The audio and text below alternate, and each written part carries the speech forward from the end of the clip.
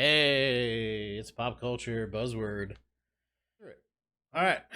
Week one, question one. Let's go. A cello melody, similar to Bach's Cello Suite No. 1, opens a song by this band whose chorus begins, "So tell me what you want to hear." A hit from their 2013 album Native repeats, "Take that money, watch it burn."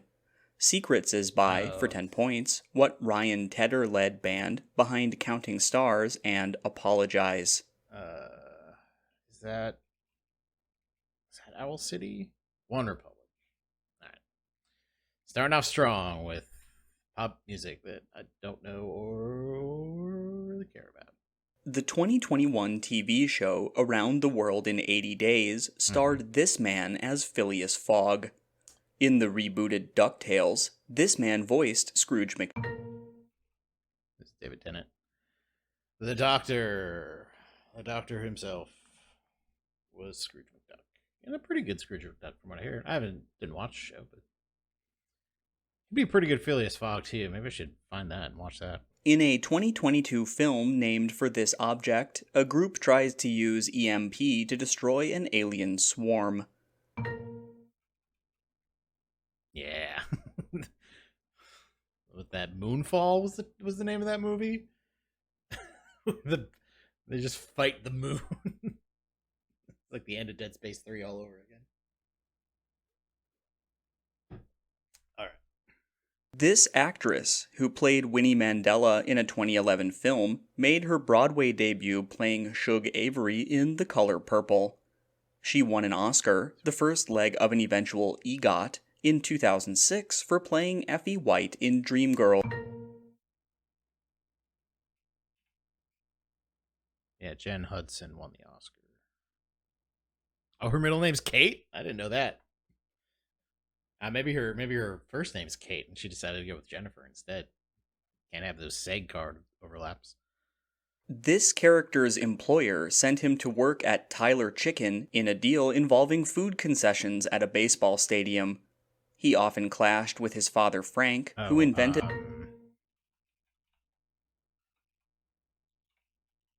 no, no, oh no, I made it. Oh, come on. They'll give me that one. I just made that little typo at the end. Costanza. It's a calzone. Yeah, he got traded to a chicken company because he worked for the Yankees for a while. I mean, I was like young when that was going on and hadn't really known about Larry David. So I only recently realized or read that Larry David was the person that was doing George Steinbrenner's voice that whole time, which makes absolute sense now. But when I was watching it, I was like, "Oh, that's George Steinbrenner."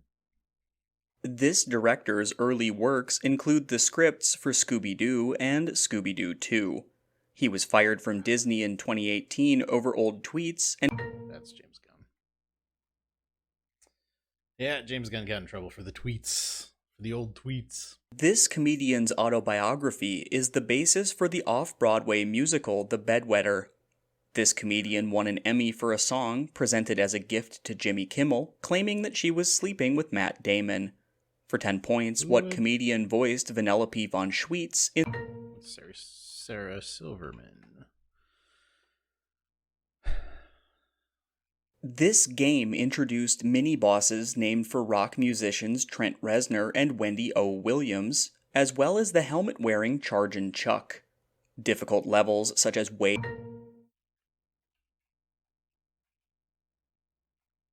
Mario World. Yep.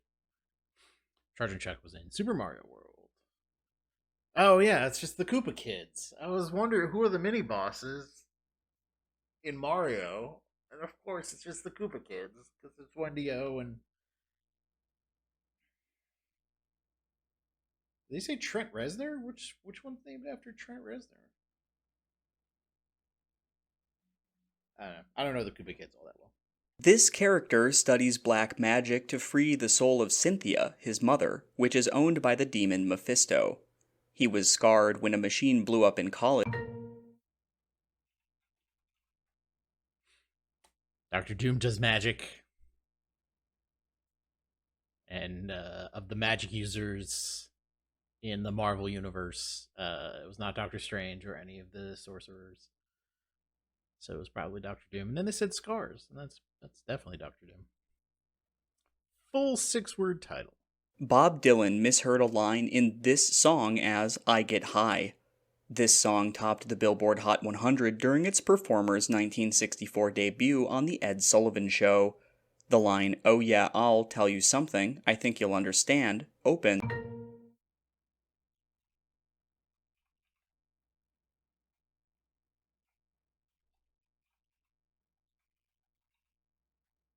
Oh, I want. Don't give me that one too. Come on. I was real bad with the vowels this week. So they've always been very distinct with their pop culture challenge, how there was no sports in it. Well, now they're doing a full-on sports season alongside the pop culture. So you can get your sports, a full 13 weeks of sports, and your pop culture. Play them at the same. Well, playing them at the same time would be very difficult. You have two, like you just had two computers set up. Maybe you have one doing that, and you buzz in. Typing with one hand would be difficult. Anyway, we're full in on sports. Full season of it. Let's see how it goes. Start where we normally start. Question 1. A team coached by this man beat the Chargers after Pete Banaszak pushed a fumble forward. This coach's team won a playoff game in which Dave Casper caught a pass in the I think this is going to be Madden. He did Ghost of the Post. He was the manager of the Raiders for a long time, so probably was there for Ghost of the Post. You get all right. Team nickname. Jerry Royster managed a Korean team with this nickname that shares a sponsor with Japan's Chiba Lotte Marines. 868 homers were hit for a Japanese team with this nickname by Sadaharu Oh. I think this is going to be the Giants because they're talking about the Yomiuri Giants.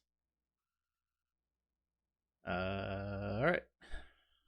In cricket, this number of runs are scored from a ball that touches the ground before touching. I know the rules of cricket.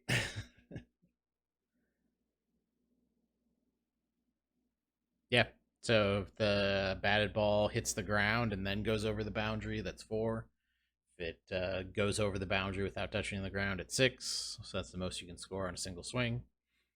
And then if you bat the ball and then you can run out. So it's usually just 1 run. But you run, and then the fielders get the ball, throw it back in, and if they take the wicket while you're in between, you're out.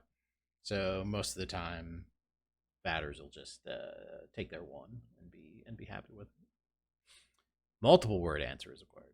In 2022, a full version of this event, directed by Marianne Roos, replaced a shorter event known as La Course.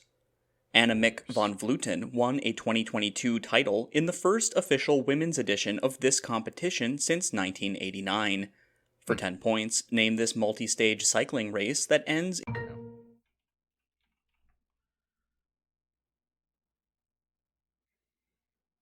Yeah, I hadn't really thought about it. I guess there's never been, or the Tour de France has always been, at least famously for men. Never really thought about how there hasn't been a women's side to it.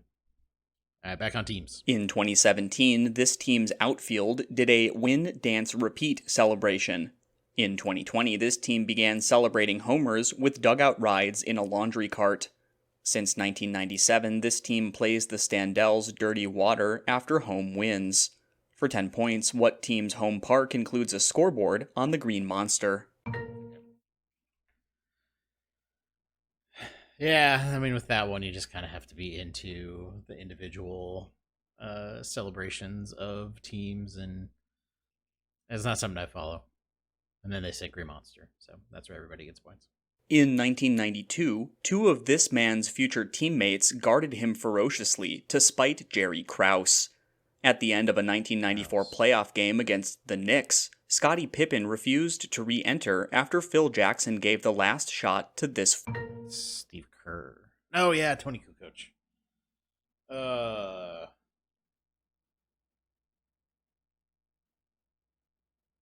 Yeah, I had to remember that from The Last Dance. They hazed Tony Kukoc pretty hard. Um, but at least like Steve Kerr was on that team. So I named somebody on the team who wasn't Michael Jordan. A recording of a KFI broadcast of one of this man's starts, made by future Retro Sheet founder Dave Smith, provides the framing for a biography of this man by Jane Levy. In 1965, he struck out 14 Cubs in his fourth no-hitter, a perfect game. Ooh, should make sure to put that in. I think this is gonna be Sandy Koufax. Yeah. This is starting out with some deep stuff about his biography, but I didn't know that. But four no hitters, perfect game in the 40s or in the 60s. Sure sounds like Sandy Koufax. A 2015 game in this stadium ended with a Jalen Watts Jackson TD after a mishandled punt snap. In 20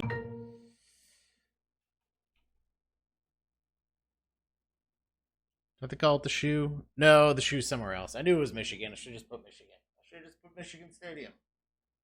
The shoe is somewhere else. God damn it. I knew it was Michigan.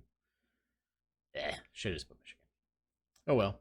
Starting off early, a little rusty. A national team in this event was partly founded by U.S. diplomat George Fitch. Devin Harris and Dudley Stokes were on a team that crashed out of this event at a 1988 competition. At the Calgary Olympics, Jamaica entered for 10 points.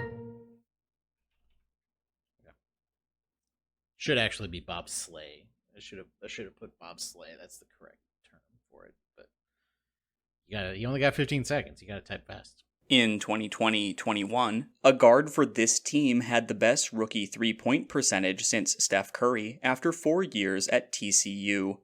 In 2021-22, this team led the NBA in steals and had the second best record, with players such as Desmond Bane and Jaren Jackson Jr.